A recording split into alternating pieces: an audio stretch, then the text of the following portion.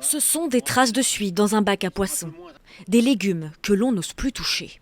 Une feuille d'épinard de mon voisin qui a été aussi très lavée et il y a toujours des traces dessus. Nous avons encore des traces sur nos légumes dans tous les jardins, à 40 km de Rouen. 2 jours après l'incendie qui a ravagé l'usine Lubrizol près de Rouen, les habitants regrettent un manque de transparence de la part de l'État. Parallèlement, ces nappes noires dans la Seine nourrissent l'inquiétude. En réalité, il s'agit d'opérations de dépollution. Ici, des barrages filtrants amassent les hydrocarbures pour les pomper dans ce bassin, un renfoncement fermé du fleuve qui fait face à l'usine. Dans le même temps, une pétition en ligne alimente la polémique.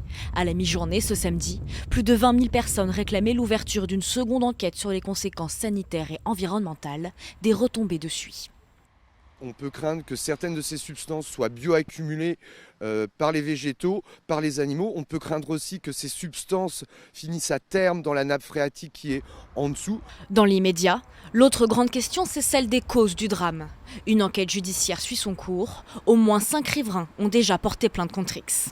L'objectif, c'est de pouvoir rentrer dans cette procédure, faire en sorte que ceux qui ont subi les désagréments puissent avoir la réparation. La responsabilité, ce sera à l'enquête de la déterminer.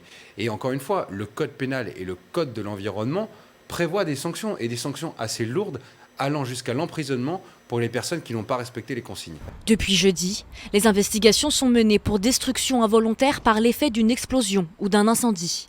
Au vu des plaintes déposées, cet après-midi, le parquet a élargi l'enquête au chef de mise en danger de la vie d'autrui.